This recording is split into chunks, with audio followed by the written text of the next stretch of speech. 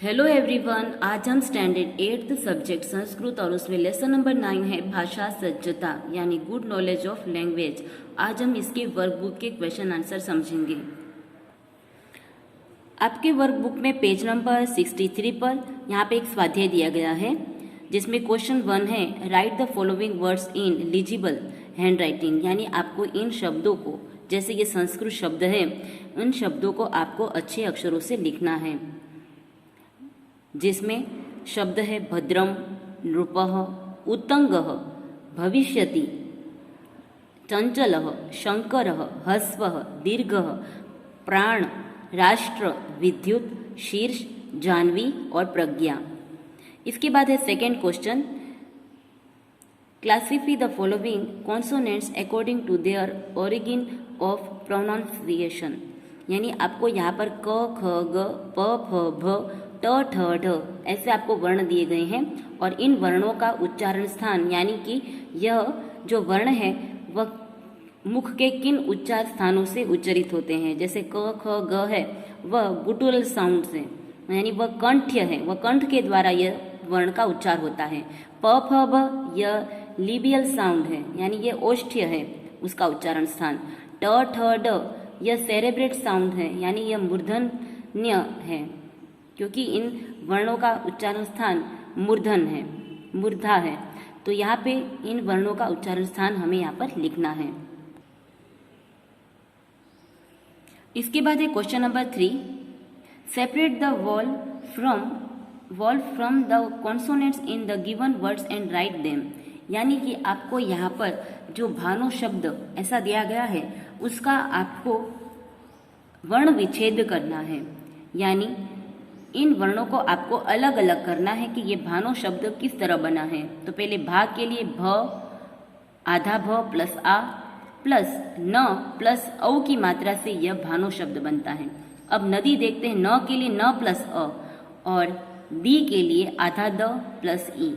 अब जानू के लिए आधा ज प्लस अ प्लस ह प्लस आधा न भी इसमें जुड़ा है और ऊ के लिए ऊ लिखेंगे। अब राजश्री शब्द है तो रा के लिए र प्लस आ आधा र लिखेंगे, ज के लिए आधा ज प्लस अ तो एक पूरा ज बनता है। और श्री के लिए श प्लस र प्लस बड़ी ई की मात्रा है इसीलिए ई लिखेंगे, यानी हमें इन जो वर्ण हैं उन्हें अलग अलग करना है। जैसे कि यहाँ पर भा और नो शब्द है तो दो शब्द है, भा किससे बना है और नो किससे बना है। भा भ प्लस आ से बना है और नौ है वह न प्लस ओ से बना है। इसी तरह सभी शब्दों को हमें वर्ण में विच्छेद करना है। इसके बाद है क्वेश्चन नंबर 4 है, for each of the given question choose the correct option and write the letter corresponding to the answer in the square provided, जिसमें आपका पहला है कि the long vowels are blanks, यानी आपको यहाँ पर बताना है कि जो दीर्घ, जो बड़े स्वर होते हैं, स्वर के दो प्रकार हैं, एक ह्रस्व स्वर और दीर्घ स्वर। जो दीर्घ स्वर है वह कितने हैं, तो हमें यहाँ पे लिखना है कि दीर्घ स्वर है वह 8 है, तो हमें यहाँ पे 8 लिखना है। The sound which can be pronounced only with the help of a is known as consonant, यानी कि यहाँ पे हमें लिखना है कि जिन वर्णों का उच्चार स्वर की मदद से होता है उन्हें हम क्या कहते हैं, कि the sound which can be pronounced only with the help of vowels is known as खाली जगह, यानी जिन वर्णों का उच्चार है वह स्वर की मदद से होता है उसे हम कॉन्सोनेंट यानी व्यंजन कहते हैं, और व्यंजन को इंग्लिश में कॉन्सोनेंट कहते हैं। तो हमें यहाँ पे कॉन्सोनेंट लिखना है और बी लिखेंगे। थर्ड है क, ख, ग, घ, घ आर खाली जगह साउंड्स, जो क, ख, ग, घ अंग है वह गुटुरल साउंड्स है, यानी कंठ्य है, तो हमें यहाँ पे गुटुरल लिखना है। प, फ, ब, भ, म आर ये कौन से साउंड है, तो यह है लिबियल साउंड्स है, तो हमें यहाँ बी लिखना है। फिफ्थ है which is the origin of the sound E and A, जो ई और ए है वह जो वर्ण है वह उनका उच्चारण स्थान क्या है, तो इनका उच्चारण स्थान है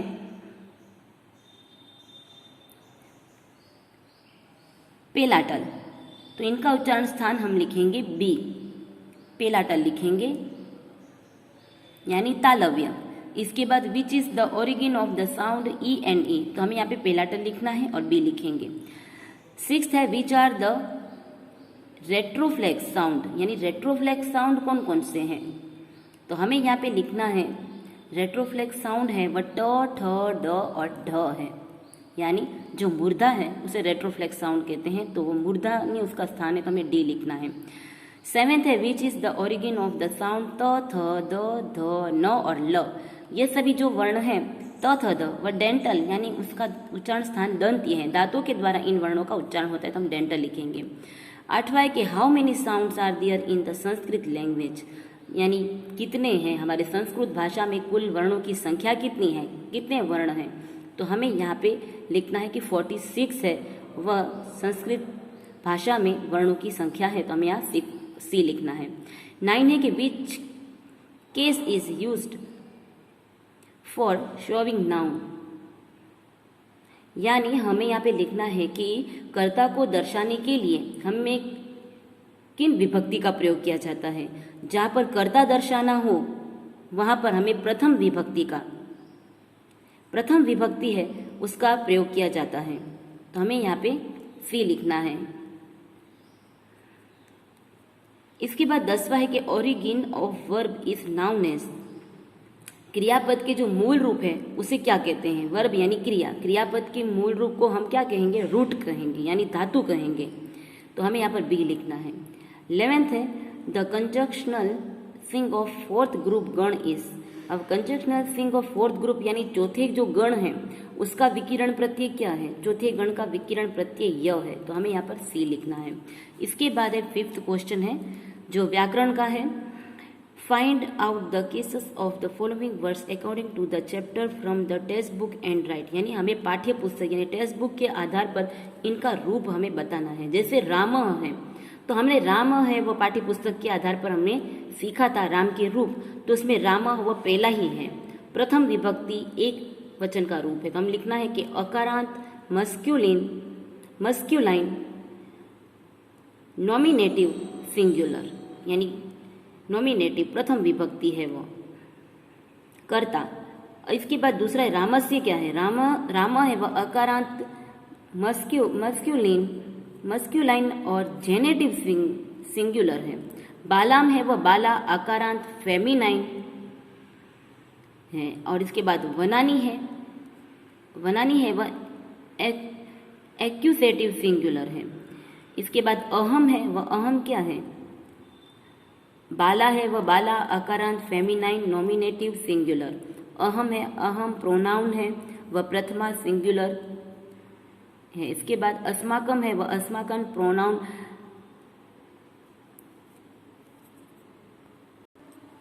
पोसेसिएशन प्लूरल है। इसके बाद है यूजम है वह युष्मत प्रोनाउन प्रथमा विभक्ति का है वह प्लूरल है। इसके बाद है 9वां दव युष्मत प्रोनाउन पोसेसिएशन सिंगुलर है, और गज है वह अकारांत मस्क्यूलाइन नॉमिनेटिव सिंगुलर है वो। इसके बाद देखते हैं 6th question, recognise the following roots of verb and write, यानी अभी हमें मी वह मह सी था जो वर्तमान काल के जो रूप है वह हमें यहाँ पर लिखना है। जैसे वर्तमान काल है प्रेजेंट, जिसमें गच्छति दिया है वह गम और गच्छ धातु से बना है, वह फर्स्ट कंजक्शन है और वह फर्स्ट पर्सन प्लूरल है। नमामि है वह नम फर्स्ट कंजक्शन है, फर्स्ट पर्सनल सिंगुलर है। जैसे न मामी न मावह तो वह प्रथम विभक्ति में आता है और वह सिंगुलर है और फर्स्ट पर्सन में आता है। नृत्यंती है वह थर्ड पर्सन में आता है, तो नृत्य fourth conjunction third person plural. लिखामह है वह लिख सिक्स कंजक्शन फर्स्ट पर्सन और प्लूरल है। लिखसी है वह six conjunction second personal singular है। कथ्यतः कथ्य है वह tenth conjunction second personal dual है, और कथ्यति है वह कथ 10 कंजक्शन फर्स्ट पर्सन सिंगुलर है। जिसमें पहला है कि गम और गच्छ पूछा है, तो गच्छति कहाँ है, तो हम यहाँ पे नमामि है उसके यहाँ पे देख लेते हैं कि टेक्स्ट बुक में नमामि, तो यहाँ पे गच्छामि तो वह सिंगुलर आ रहा है। फर्स्ट पर्सन आ रहा है और यहाँ पे हमें लिखना है कि गम घच फर्स्ट कंजक्शन फर्स्ट पर्सन और सिंगुलर। इसी तरह से दूसरा है कि नमामि, नम क्या है, नम धातु, नम नमामि, तो नमामि हम देखेंगे नमामि भी है, नम first conjunction first person singular का रूप है, तो हम नमामि यह लिखेंगे। इसके बाद है नृत्यंती, थर्ड है नृत्यंती, तो नृत्यंती हम देखेंगे यहाँ पे नृत्यंती, यहाँ पे नृत्यंती है, यहाँ नमनती है तो उसकी जगह नृत्यंती हमें मान लेना है। तो वह कहाँ आ रहा है, नृत्यंती आएगा नृत्य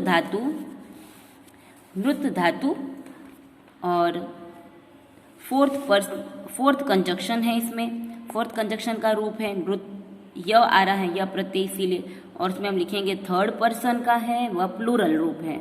हमें इस तरह से ढूंढना है कि नृत्यंती कहाँ पर आ रहा है, नृत्यंती थर्ड पर्सन में आ रहा है और प्लूरल में आ रहा है, और नृत्यंती य प्रत्यय किसका है, यह है वह फोर्थ कंजक्शन का विकिरण प्रत्यय है, तो हमें वहाँ पे 4 लिखना पड़ेगा।